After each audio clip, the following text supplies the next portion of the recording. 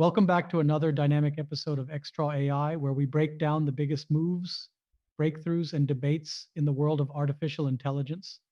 It's the June 2025 Global AI News Roundup, and what a month it's been, from record-breaking infrastructure deals in the Middle East and Asia to lightning-fast innovations in GenAI, and bold moves on AI ethics and governance across the globe.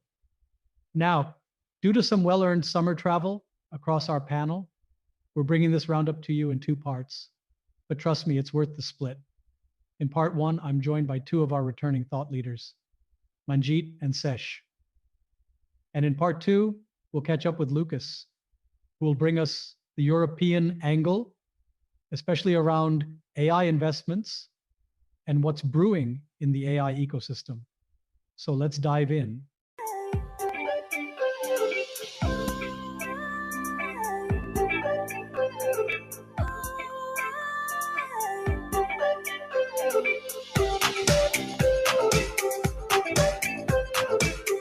Welcome back, folks. Our usual monthly roundup of AI news. And with me, I have Sesh and Manjeet.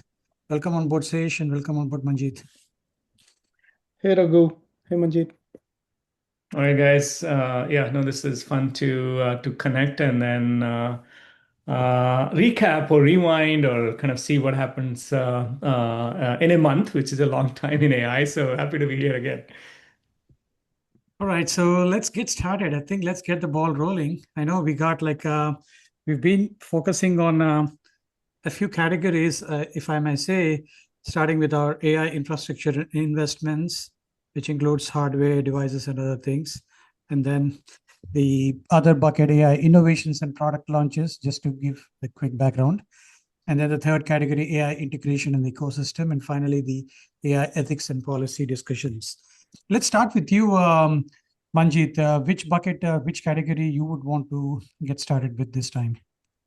Yeah, let's start bottoms up. Start with infra, and then we'll go up to all the way to apps and use cases. So what caught my attention, and have been thinking about that is, hey, what's happening in the cloud provider space, right? So we have, of course, we know AWS has biggest market share. Azure picked up quite a bit. Surprise to me was Oracle recently. I think that's and specifically with the AI, and then they also trying to play like, hey, can we have this kind of mix of hardware? So I think net what it's comes down to is that everybody is using, let's say, NVIDIA GPU. Then what is the second mix? Because as you know, GPUs are costly, and then there's scarcity of those, and if you want to grow, all of these hyperscalers wants to grow as fast as possible, and then so I think I was looking at some of the numbers, the report that came out. Google is trying to find a balance with a lot more TPUs because the phone and then GPUs, so no surprise there. But when I heard about Oracle, that was, I think interesting. And then it showed up in their stock price. It bumped up by 15-20%. And I think the space is kind of continue to be more exciting. So continuing further in that space, I think the infra and the investment space. I've also kind of noticed that there were some statements or some things made by Microsoft, right? I think they are trying to invest in Mistral and maybe saying that too much dependence on OpenAI may be also problematic. I think you need to expand your investments. Any thoughts around that? I think from you, either of you. Yeah, I think. In some sense, what you're saying is absolutely true. Microsoft wants to expand. At the same time, this it's happening on both sides. Even to what Manjeet was mentioning, Oracle plunking in 40 billion on this OpenAI Texas data center is a kind of a moonshot, right? So in some sense, uh, it's not only a strategic shift of OpenAI moving away from Microsoft, providing itself flexibility as it scales, Mm-hmm. so positions, as Manjit was saying, Oracle as a formidable direct cloud compute rival of Microsoft and Google, right? So, in some sense, while Microsoft is looking to diversify, you can see that OpenAI itself is also trying to diversify with the vendors. So, it's happening on both ends. So, it's an interesting play, and probably uh, consumers would benefit a lot by this kind of openness and diversification. Mm-hmm. Mm-hmm.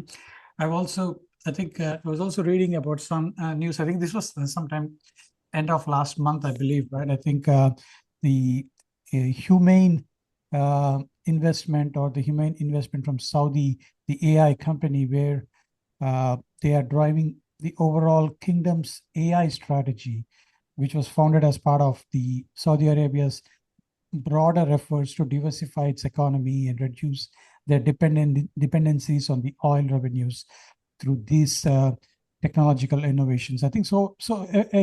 Quite a bit is happening when we talk about infra and investment bucket. Anything else you want to add in that bucket, Sesh? Yeah, I mean, to add to your point, right, this notion of AI sovereignty is picking up quite a bit, right? It's expected, um, and Saudi Arabia making this a national play, aiming to process about 7% of their global AI workloads by 2030 is a statement, right, coming from Saudi Arabia, and of course, I'm sure other countries are much deeper in it, right? So.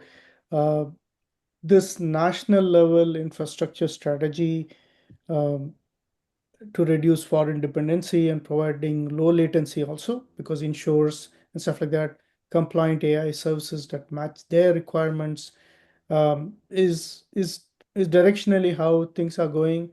The Humane Saudi Arabia initiative with I think they have all the major chip vendors, right? Nvidia, Qualcomm, and AMD all coming in together in part of the rollout. So you can see diversification at the same time AI sovereignty, which is kind of localizing ensures.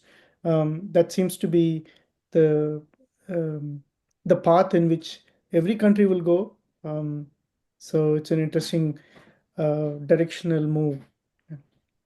Right, right. I think it is very interesting to note. I think where the Middle East market, I think especially Saudi is kind of expanding into this technology space. I think that's a great move. Correct. And even OpenAI and UAE, Stargate UAE, they are also creating like this hub in Abu Dhabi. Mhm. They're trying to make it the next AI capital of the world. So you can see this coming in almost every part of the world. The Middle East seems to be taking a lead there. Yeah. Hey, talking about investment, one thing is some interesting moves from Meta. Mhm. And so I think the scale AI investment is like Yes. confirmed and then right. But what I found interesting is news came out, they tried to acquire Perplexity, Ah, which is yep. very interesting. Yep. I Not thought it only, was not Microsoft. I thought it was Apple trying to acquire Perplexity. No, this one, so I think, see, the Mark Zuckerberg is on spree to Right. it's kind of twofold. One is like hiring spree, as you have seen, like some of the top researchers, like, hey, $100 million joining bonus. So it is, and to me, this I'm not surprised because this is a talent war at the kind of the top of the top, Right. right? Because and everybody wants to own or build this is some form of AGI story, super intelligence story, or ASI story, whatever we call it. And now Mark is like, hey, I'll hire people by myself and And as when CEO reaches out, it's credible. And so I saw some tweets where people is like, "Hey, is it a spam or like it's real Mark Zuckerberg when when he was reaching out?" But he's seriously, yeah, I think trying to put in some more kind of AI talent as part of the group. In fact, he also talked to the Safe Superintelligence, right? The Right. Ilia's company as well, which was an interesting to me. Is like, okay, all of a sudden, Llama was doing all great, and then they fumbled a little bit, and now they went into the shopping, shopping. And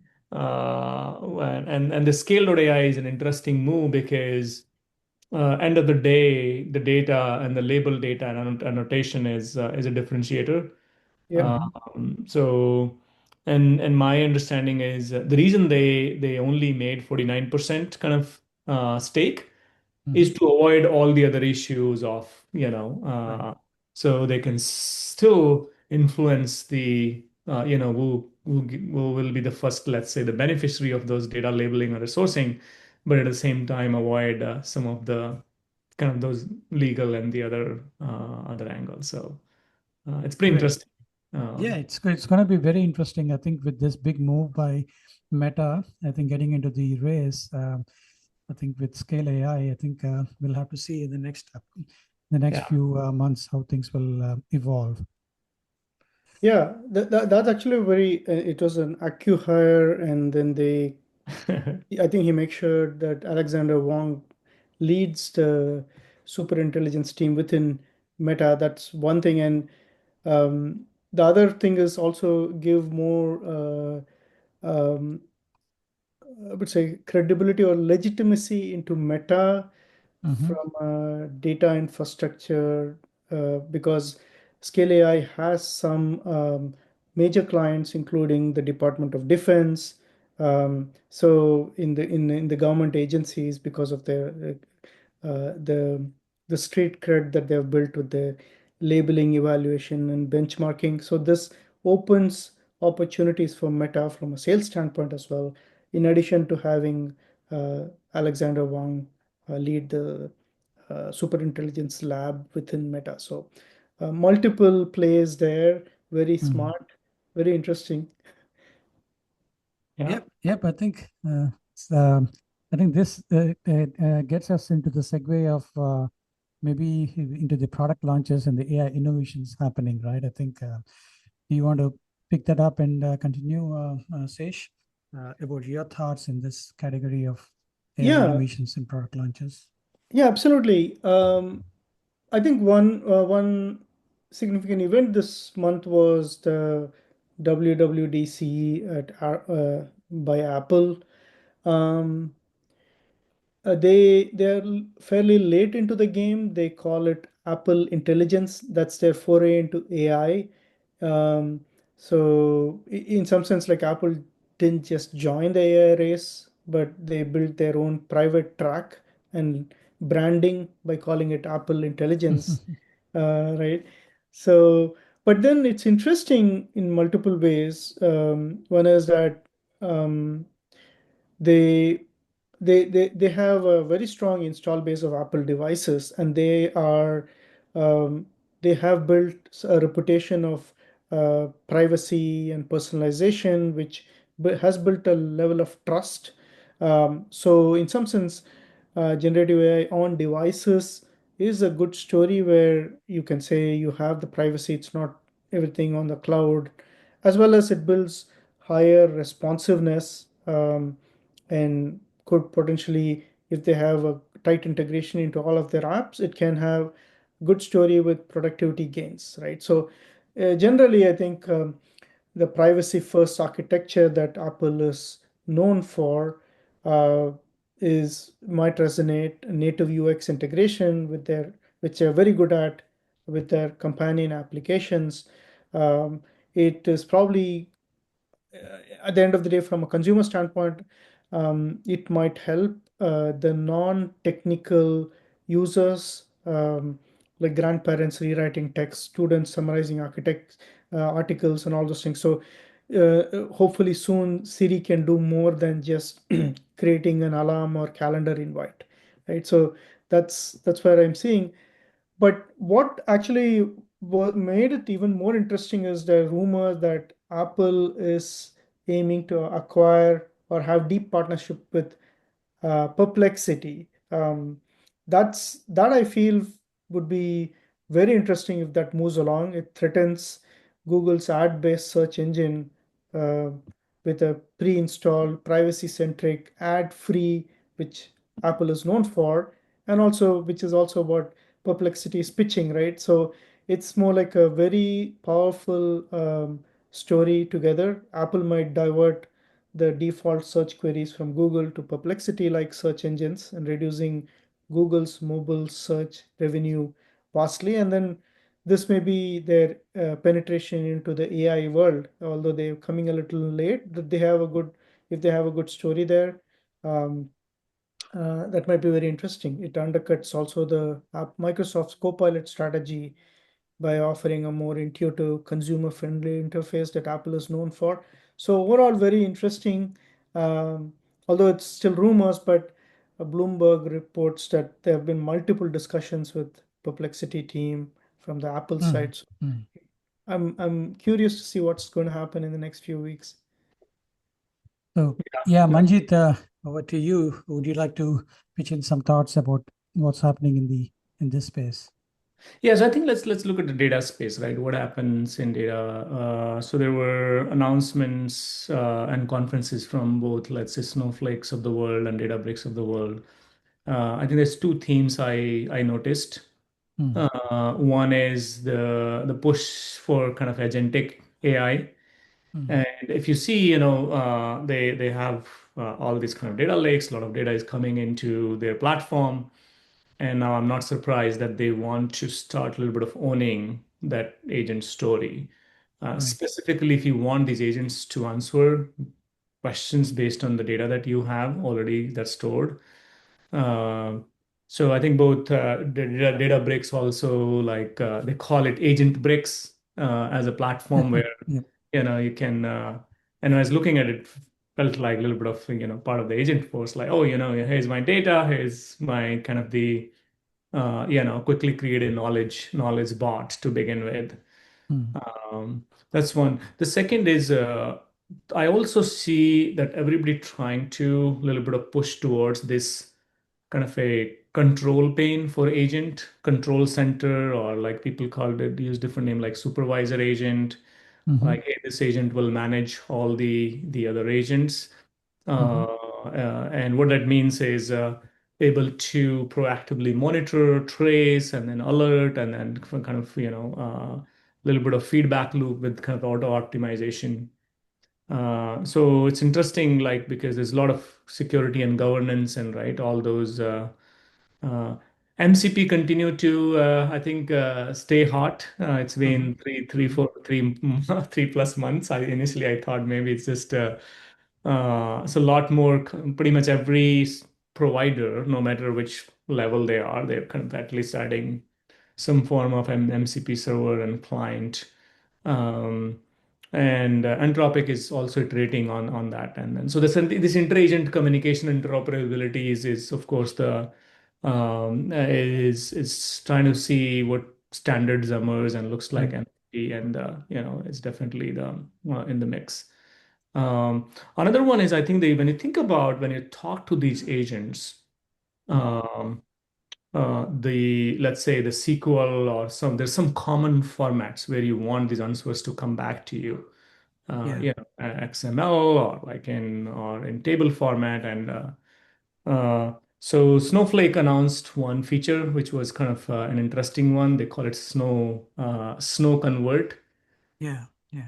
So because it's important when you, based on your intent and the task, you want your response to be in your desired format. And then I think there's the people who control the data or have the data gravity, they can do a better job. The other is on the model side, it's continued like neck to neck. When I look at the OpenAI model and now Gemini, So those two specifically in the closed, those are the two main ones. And then, of course, Google is driving price more down, but OpenAI is also following back. Like they slashed the O3 price by 80%, right? Which was, yeah. And then now I'm sure Gemini is in the speed, and then they will bring it down more. And of course, what I was talking earlier is Gemini has a little bit of vertical advantage, or Google has a vertical advantage, because when you think about CTS, cost to serve, Right.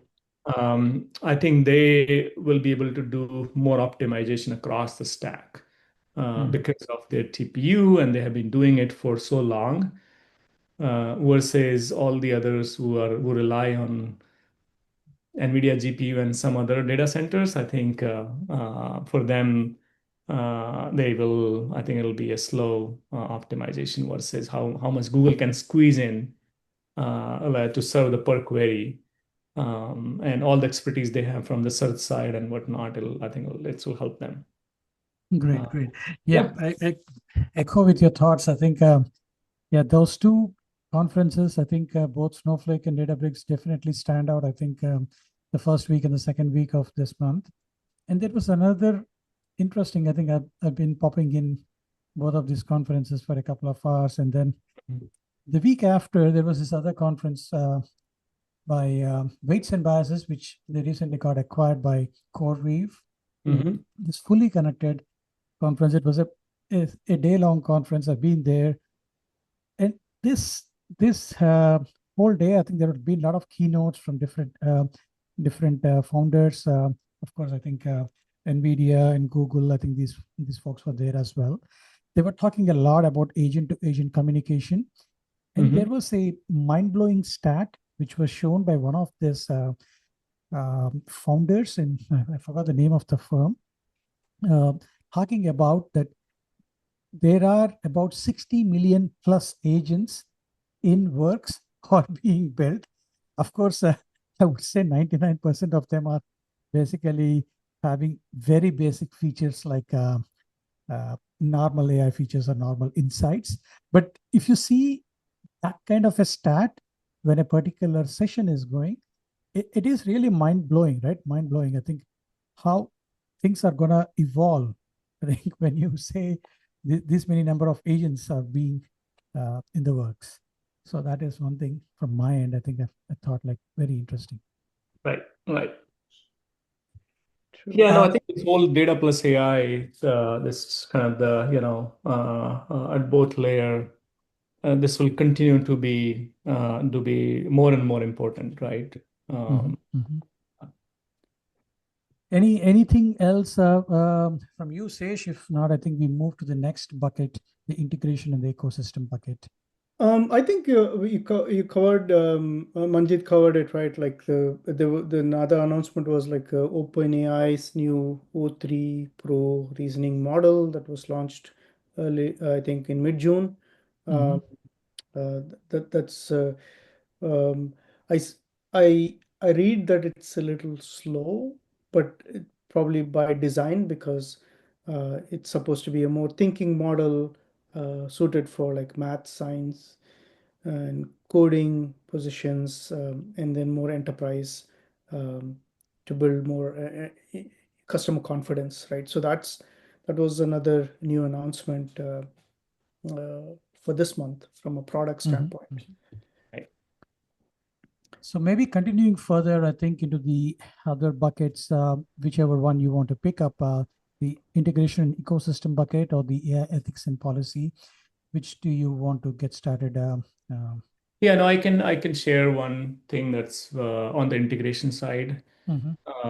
So I'm sure you have used deep research feature, right? Because it's part of all the models. Now that deep research feature is coming to enterprise, not just as a consumer. For example, HubSpot partnering with OpenAI to do deep research on CRM, HubSpot CRM data. So which is, I know many people like Lean and like they're doing kind of regular, but this is like, it's pretty interesting because if you have historical data like my enterprise data and able to do deep research on that through that multi-agent story, that unlocks, I think, some new use cases and faster insights and report. And then, so I think that's kind of pretty fascinating. And I'm sure, you can look into not just CRM space, all the others like ITSM or what, HR and all these, like the work days of the system. So I think this, I predict it will happen. Another tool that I see getting a lot of attention these days is N8N from the automation standpoint, specifically in this, when you want to, let's say you build out these agents and you want to stitch them together in a workflow. Um, and I thought that space will be picked up by somebody like Zapier or all these kind of existing one, but looks like N8N is people are finding more better kind of the easy to use and then easy to stitch kind of integrate this agent as part of the workflow. So I think that N8N integration I see slowly coming up, not just the consumer product on the enterprise side as well. So this, I think, something fascinating because see, end of the day, some of these, specifically in the enterprise, you want to drive more automation, right? And both these examples, right? The deep research type of features, and then it pushes the basically, the boundaries and open up new opportunity. Any additional thoughts from you? Yeah, I mean, I think from an integration standpoint, earlier in the podcast, we did speak about like Microsoft Open, kind of a tug of war from an OpenAI diversification standpoint, right? So that's in some sense, that's for enterprises, it means more resilient multi-vendor infrastructure options for ChatGPT based services because of it's opening up and there are multiple integrations with Oracle, Google, and of course Microsoft as well. So that's a good integration value in terms of openness that we get. From a hardware standpoint, hardware meets software standpoint, I think Samsung barely announced that their home robot will have Google Gemini baked in. So your next home companion is going to have Google's multimodal brains. So that's an interesting development where you'll have home robot with Google Gemini, conversational and vision-driven tasks coming in. I think they're going to launch it later in summer. So this will be interesting from an on-device intelligence with cloud-based models, both integrated and with sensors and all those things. So that's going to be something to look forward. I'm sure there'll be many more such products coming soon. I've also read about some news or information about Goldman Sachs. I think they came up with their AI tool. They recently launched this AI tool, which is a company-wide. I think they have implemented it. I think, which is, they say that it's going to be used to generate a lot of efficiency gains in the banking and the wealth management sector. I think this is one thing I've noticed. Then I've also read about something on China being investing a lot, right? I think in robotics and AI services and what they are able to accomplish in the robotics and AI, and in the healthcare sector. I think this was something like humanoid assistance in the healthcare and manufacturing sector. This is other thing which I read maybe recently. I believe there are few things which was going on in this ecosystem.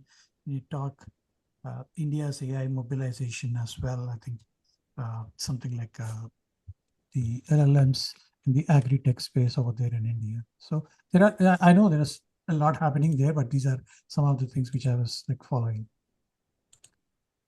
So continuing further, let's get into the other bucket of AI ethics and policy. Any thoughts from you, Manjeet? Yeah. So one is, yeah, you guys must have read like Tesla robotaxi. Hmm. Um, Mhm. started to drive in Austin, and a little bit of it. The reason I'm kind of putting that into the bucket is also it's we talked about Waymo in the previous Right. podcast. They now kind of doing a lot of rides. Um, I have taken that personally Waymo ride a couple of times. I think it's still a little bit of pricey if you compare Yeah. with Uber. Yeah. And so, I mean, I tried it for experience, but for most of the time, I still take Uber. But Tesla is like, hey, this $4.20 per mile, I think is pretty interesting. And then if they are able to make it work from unit economic standpoint, then it'll be pretty interesting. And so let's see. Hmm. Given that their same hardware, right? Their hardware is already Right. out. They just need to the car don't need any modification, right? So that's I would say that the biggest differentiator they have because for anybody, even Waymo, right, that still has to prep the car for Waymo Hmm. versus Tesla is it's just they need to, I mean, yeah, put that latest update and then like, hey, you are ready to go. Um, and then looks like the or at least in US those regulations around those even though hear the news these days. I think there was some incident with Waymo, but now people are like, hey, the benefit outweigh some of the earlier it Yes. used to be a big deal. True. I True. remember one time like 2 3 years ago when they started something happened and they literally had to stop it for 9 months. Yeah. I don't think it'll happen now. It'll not.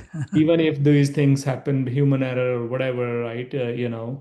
Of course, you investigate it and make these models better, and right. But I'm really excited because and Elon Musk is the master of kind of the marketing and sales. He's saying, hey, this is the your Uber and Airbnb all together.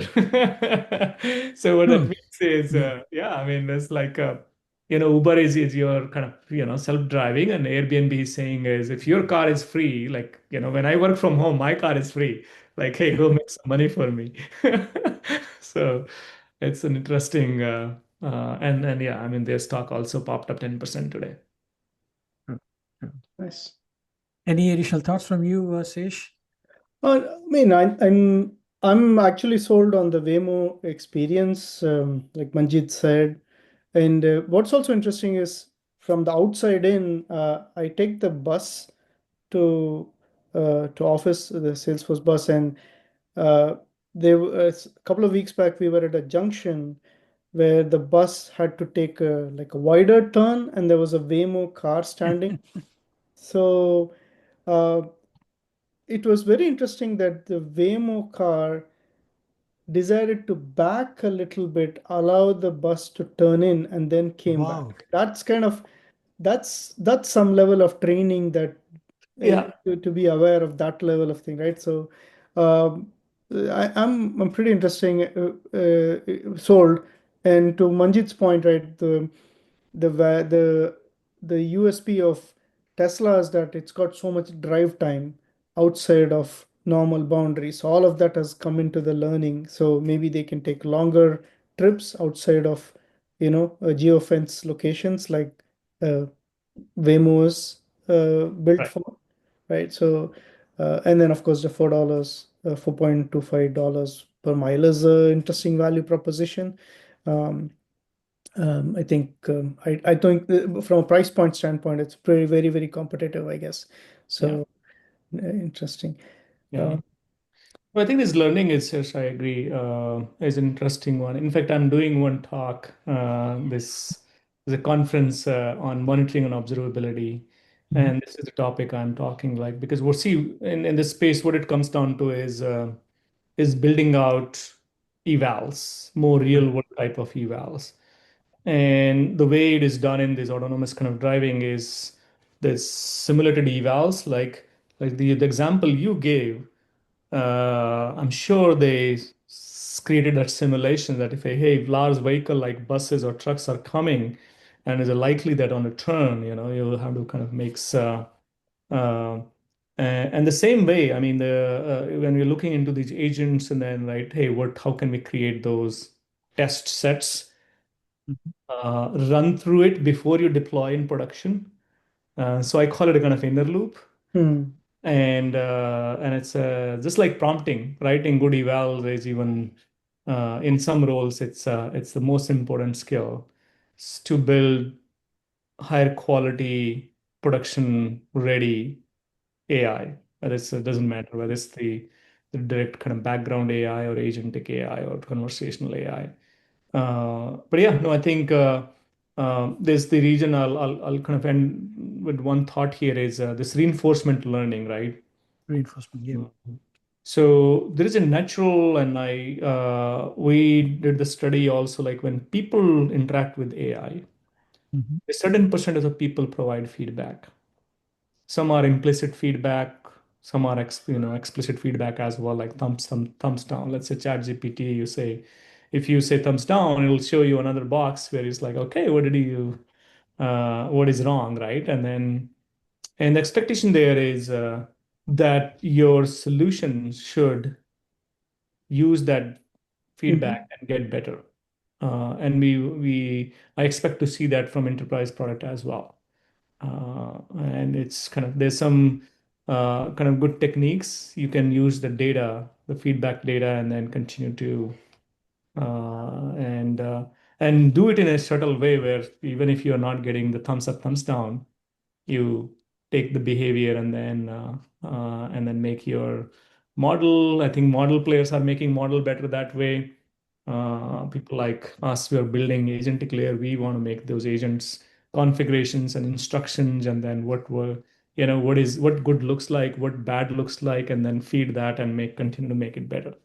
So Right, I'm right, pretty excited about this. I think the reinforcement learning and AI continuous kind of refinement loop. right. Yeah, great thoughts. I think great insights and great review of the month. I know, as always, let's end this with some closing remarks. We can start with you, Manjit. Any closing remarks, any tips, or any thoughts? I feel time is flying. I wish because it looks like we did this, 2 weeks ago, but as you know, it's almost 4 weeks. Uh, so, I mean, when time flies, there's two things that I always kind of try to reflect on. One is, okay, things are going well, so very grateful for that, right? But the second is like, how can I slow it down a bit by doing the things other than the work and AI? I know sometimes we get sucked in, and like last night I kept reading at 11:30, and to me it's like, that's mess up my morning schedule to wake up in the morning and work out and whatnot. So no, I think this continuous reminder for everybody again, a little bit of work hard, but then take care of yourself. So. Over to you, Sish. Any closing thoughts? Yeah, like to echo Manjit's point as well, right? And a little bit of on a funny note as well. I'm guessing we all have read about this AI slop incident with the Make America Healthy Again initiative. And so it was interesting, right? It also ties to the policy story a little bit, in the sense like it's a wake-up call that AI hallucinations are just academic, but they also creep into like federal policy. Um, with I think they had like seven non-existent studies baked into and then several of them duplicated as well. So this kind of highlights the urgent need for a stricter AI verification in official documents and calls for a more transparent integration into government, right? So we cannot hide from it. It has to happen. So we have to have a more transparent integration so that it's not adversely impacting any public trust or policy integrity, right? So that's in some sense like a funny incident, but at the same time a wake-up call. Things are moving fast and we have to embrace it. At the same time, we have to have some kind of a guardrails so as we embrace, the trust is maintained. Trust and verify. Trust and verify. Yes. Awesome. As always, great talking with you guys. Have a wonderful rest of the day.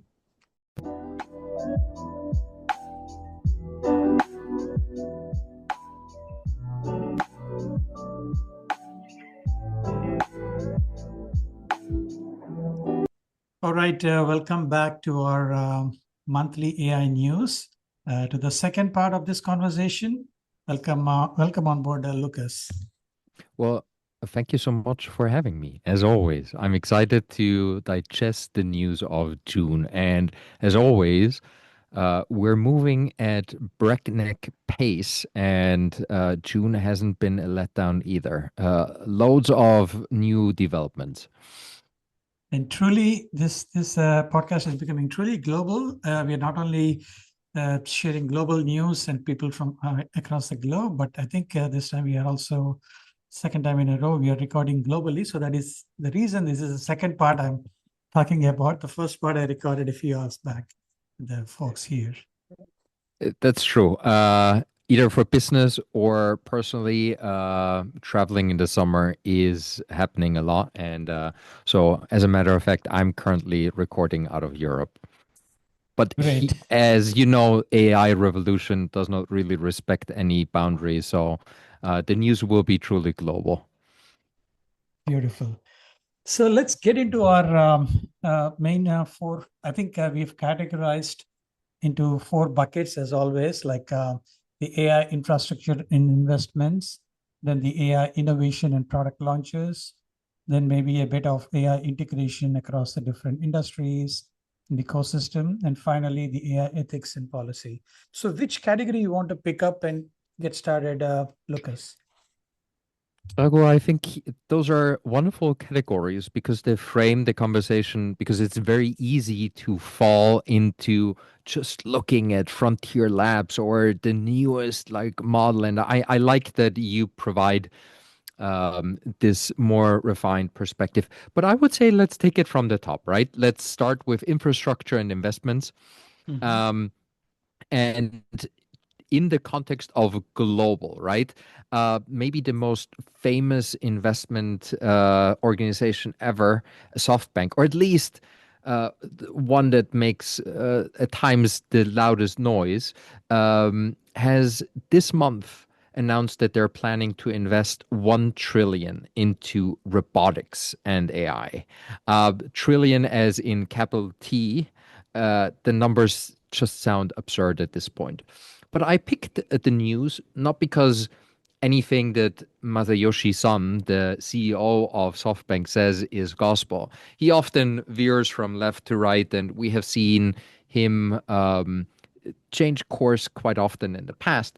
But why I wanted to really put that into focus is simply put that I believe that people still underestimate a little bit what will be possible in the world of robotics, because it has been really tedious and hard to make something stick in the world of atoms. And now I think we crossed the Rubicon with large language models being universally applicable. We see them as the very best tool to also tackle the world of robotics. And I would go as far as saying that the most interesting innovation we'll see in the next 3 years will probably be in the real world and not so much in the world of software bits and pieces, simply because once it's tangible, it becomes more real. And with this investment, I think it's clear that people are betting on the translatability of the success of AI into the real world. And I'm very bullish on that. And not only because of robo taxis in Tesla or Waymo, I think there will be incredible opportunities for value generation as we conquer the real world with AI.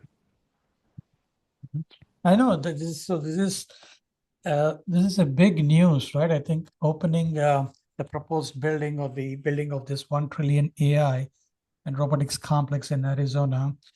And the global AI market as well, it is growing at such a rapid pace. There are estimates that it's going to hit the trillion mark pretty soon. much before the 2030, what was expected earlier, right? Yeah. And I think there's also an intuition there, right? If you and your listeners, if you just think, where would I want AI to work for me? Obviously, there is ideas how emails could be better drafted, how pictures could be prettier. But if you think about a robotic help, um, let's say at the price of a car that could essentially take over all the chores at home, like it would be infinitely easy to scale up like tasks for that kind of AI, right? There is an abundance of things that I would love to hand over to a smart robot, right? And I think everybody has a list of favorite things they would love to not do any longer in the future. True, true. Very well echo your thoughts. I think truly global. I think I've been following. I think there has been huge investments, infrastructure investments in Asia as well, like in countries like India. Of course, China, we always see there's a lot of investment. In India, I believe I've been reading some news about the India AI public-private infrastructure launch, where the Indian government is also in collaboration with a lot of startups and cloud providers. So I see that there's a lot of investments and in this infrastructure space, and very excited. Absolutely. So let us get into the a bit more exciting stuff. I know there are a lot of product launches and a lot of AI innovations that have happened. And of course, this month of June is always a busy month with quite a few of these conferences happening across the globe. And of course, Silicon Valley, I think we already had like 3 or 4 big conferences here.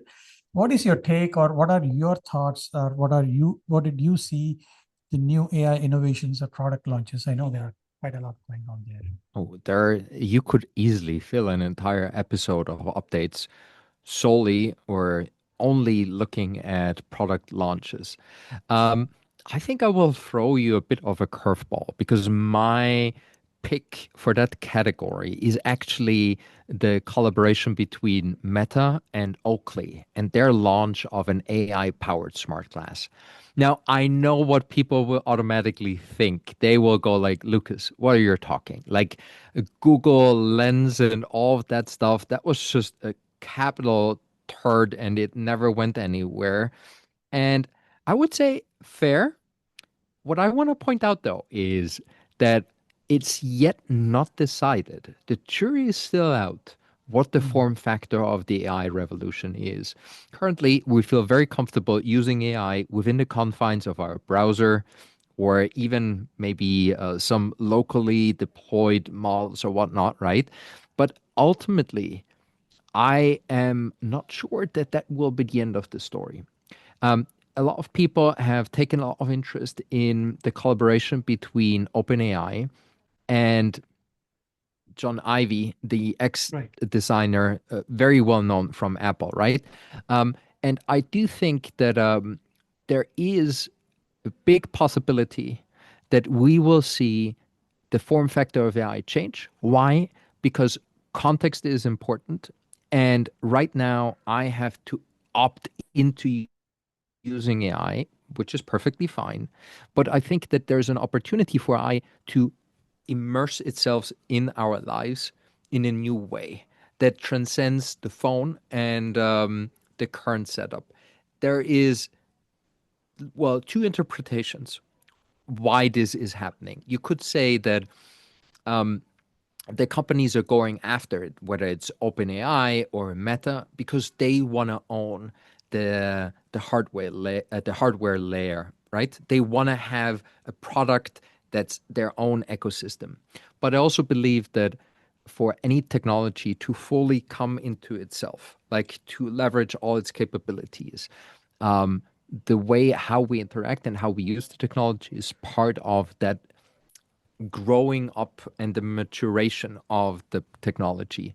And so even if people are still skeptical, and I myself am still a little bit skeptical about like AI smart glasses, I do believe that this is an important part of the industry to watch and observe, to see who's pushing the envelope and how are we getting new ways of interacting and immersing AI into our lives through the form factor of new devices. So this is where I think I know I was having this conversation with a colleague and a friend, I think a few days back.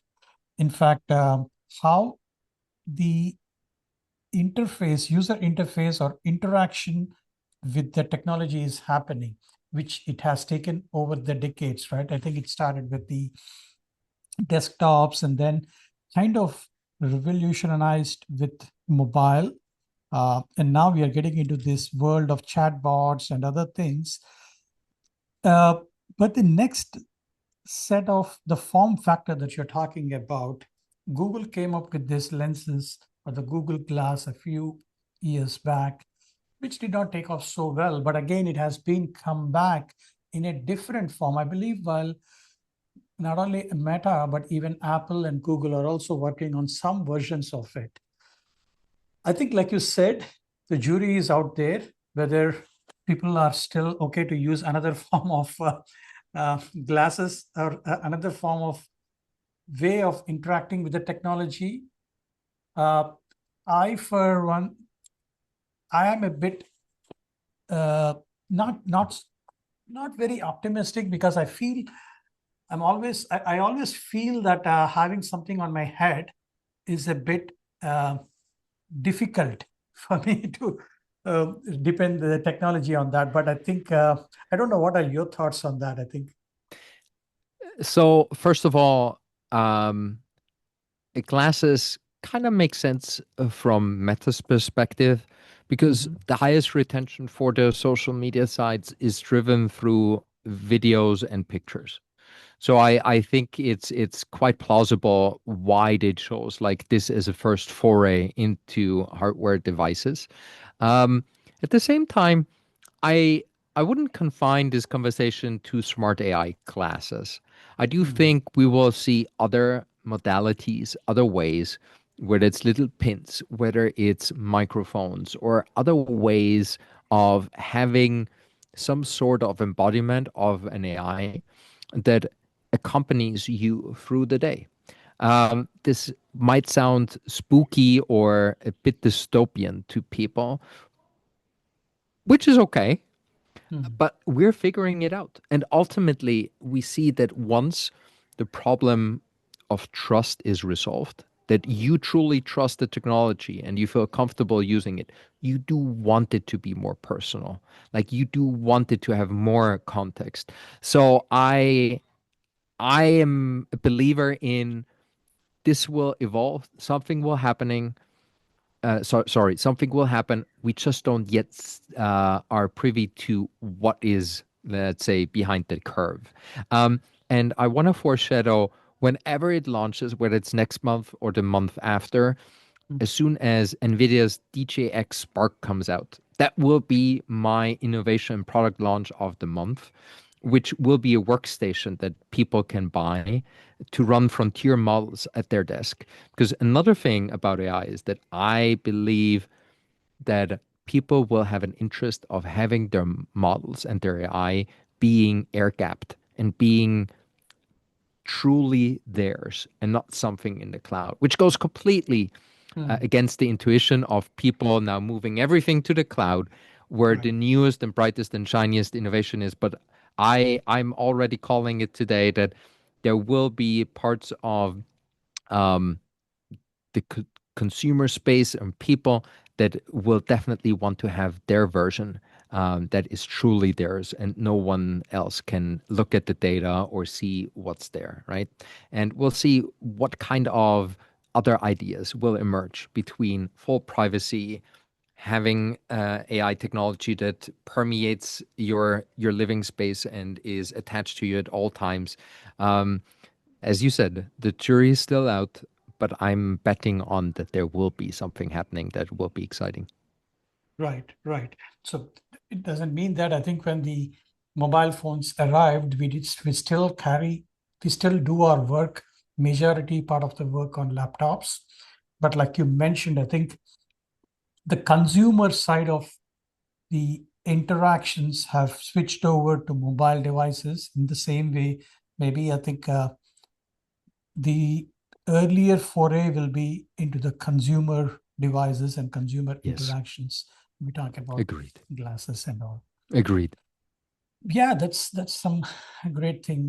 That's a great thing. And what, continuing further, if you dive into the other category or the other bucket of integrations or the ecosystem or the other industries which are being talked about, or what is the impact on other industries in the month of June? What do you see? Yeah. What are your thoughts? So normally we try to only talk about things that have happened, right? We're not talking about rumors.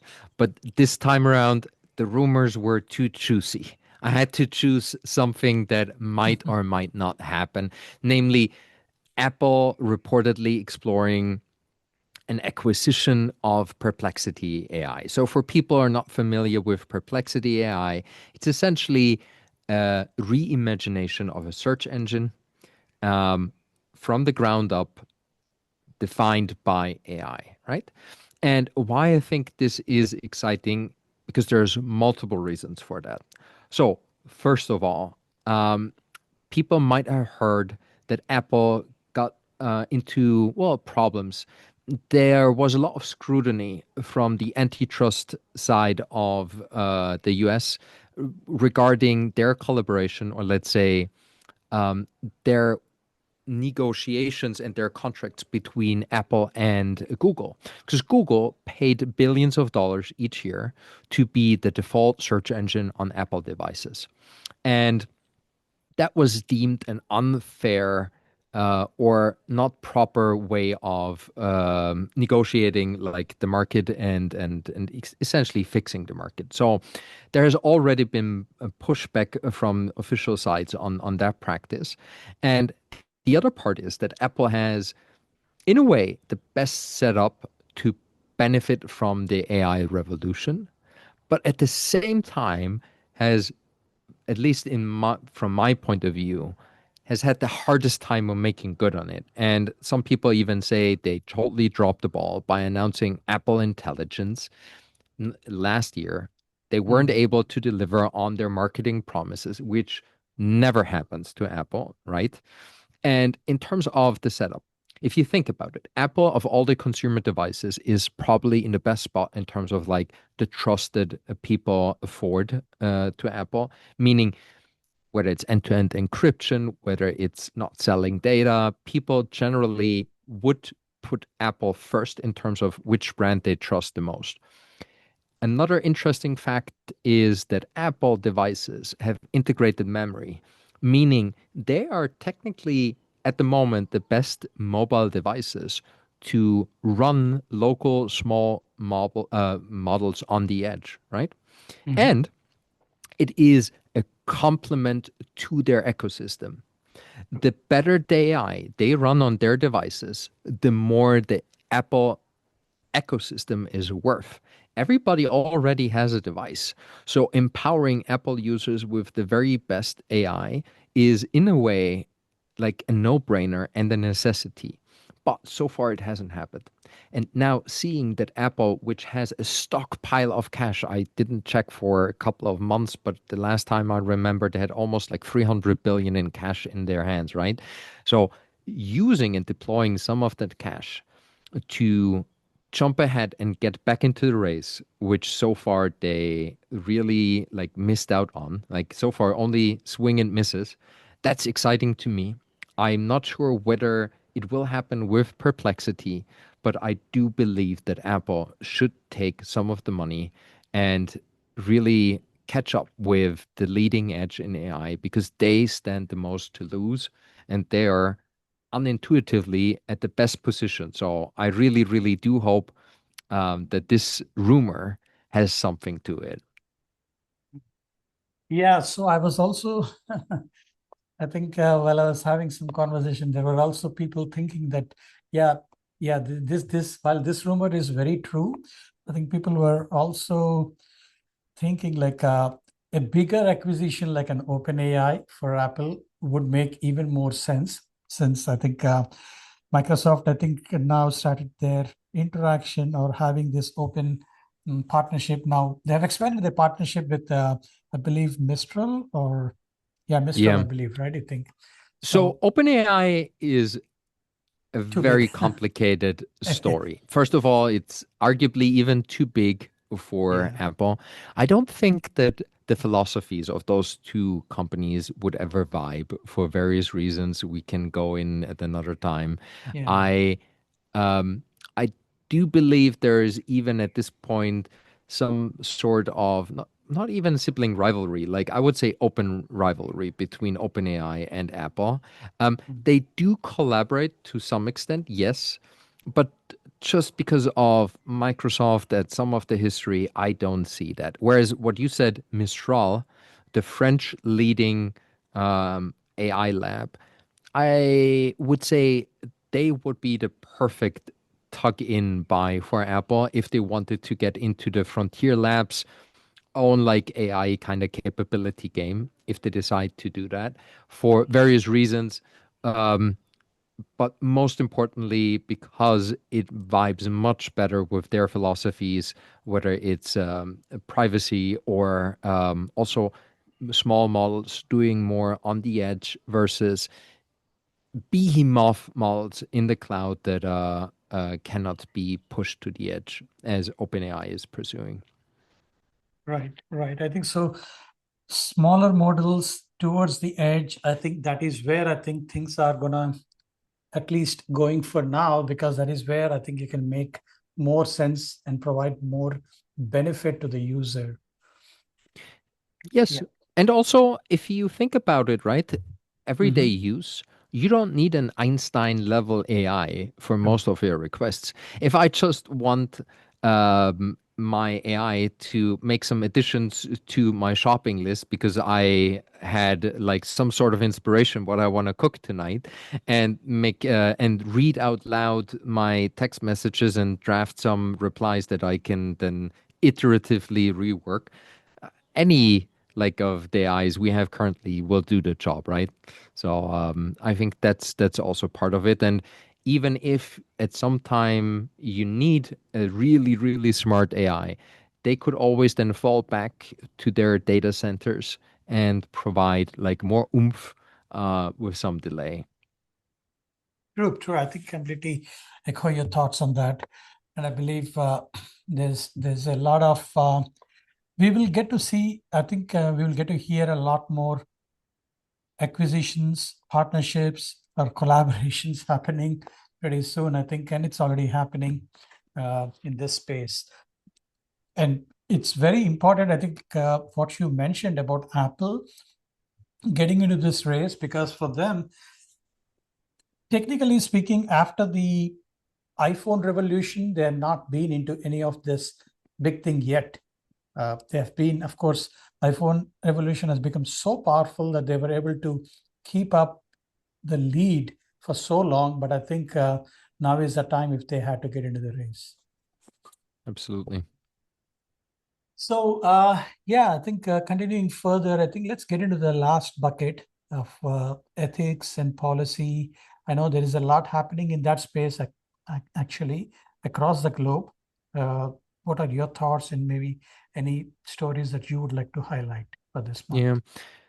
So interesting enough, I think of all the categories, this one is the one I least observe in a sense that I check the news about the industry and innovation way more.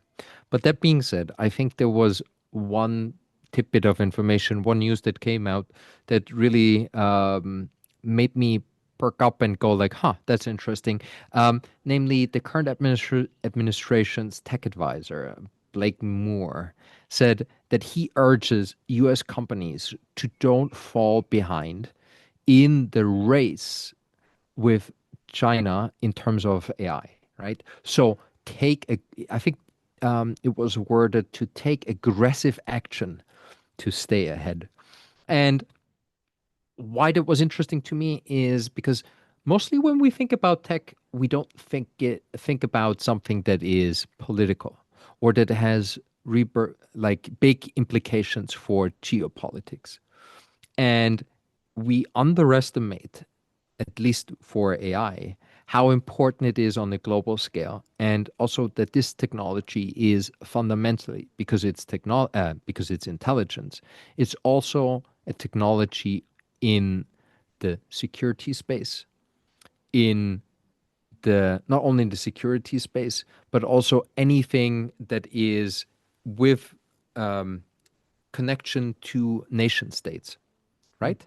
Because it will touch, like, whether it's the military, whether it's any type of intelligence service, there is ramifications of this baseline technology for everything.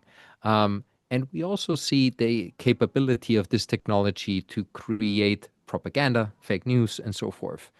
And one of the curious insights, because a lot of people thought that China would be further ahead in the race with AI because simply the access to data, and to some extent also the ability to choose champions in an industry.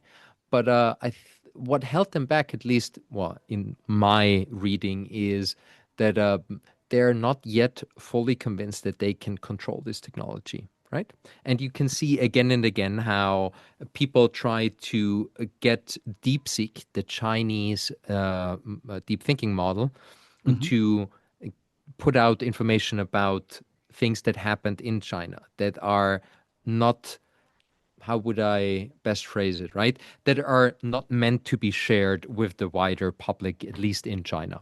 So I think it is remarkable that we're talking about a general purpose technology as something that is a race, and we need to take aggressive action, and that being voiced by the administration.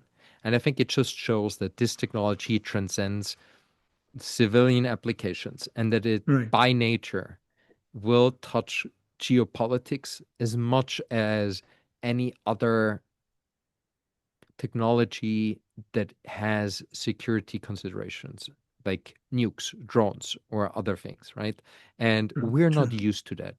Us techies, we think of tech as something that everybody just downloads on their app and we're all happy and kumbaya, we hold hands. Yes. But this tech, it Can be. is fundamentally different. And so we should expect also different results in how it plays out on an international stage. True. I very well echo your thoughts here, Lucas, because this is one of those game-changing technologies across the globe, right? I think definitely it has to be nurtured properly, and of course, there will be local governments and local organizations taking things in different ways, and of course, there will be a different version of AI in each of the countries soon enough. I think how you handle information or how do you even transfer information. I, we can't. Sometimes I feel that we can't even expect what kind of regulations or what kind of restrictions you might have on the usage of not only the data, not only the applications, but also the data of how you share or how you even leverage that information. So I'm pretty sure I think things will slowly evolve and countries will adopt accordingly and people will adopt accordingly. Any closing takes? I think, Lucas, I know there's some great thoughts from you and great roundup of AI news. Any thoughts about you? I think what excites me, there's tons, but something very mundane. I think the truth of the pudding lies in eating. And a lot of people are skeptical about AI. And I understand. And I think we need people who are skeptical and who don't get too easily swayed by all the shiny new stuff that comes out. But when you go down to the fundamentals, how many people get value out of this and are working on it on a consistent basis? We see, based on new Gallup reports, that the usage of AI in professional context, so people using AI at work, has doubled, right, over the last 2 years. That doesn't sound like so crazy. But we're now at the level from 20 to 40% where we can really see like broad adoption. This is not fringe. This is not just the regular hype train passing by. This is testimony to the value creation that this technology is already providing. And if we stopped all of the innovation, if we just used the AIs we currently have for the next 5 years, we would be busy like building all the use cases and the functionalities around the technology we have today. So seeing that this is not just like make believe we are excited about the hype for the hype's sake, but the grassroots usage going up that tremendously. That to me is exciting because it means it's not only here to stay, it's already like creating the value that we're talking about. True. Great thoughts from you, Lucas, as always. And thanks for your time. I think we'll come back soon again. Well, thank you so much for having me. And as always, the world is spinning fast, and we're excited to be here and lend our voices and try to decipher the most exciting stuff that's happening.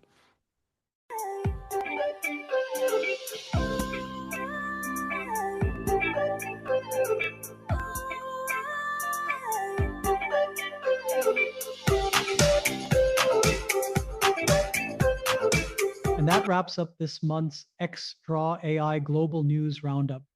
A huge thank you to our guests, Manjeet and Sesh, for your insights in part 1, and Lucas for joining us in part 2 with that sharp infrastructure and European lens.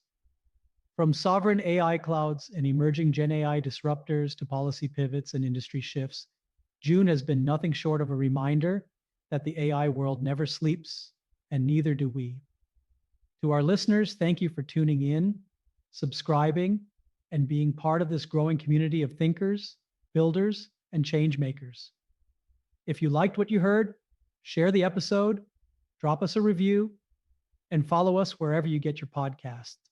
And as always, stay bold, stay curious, and stay XTRAW. Until next time. Happy predicting the future with AI technologies.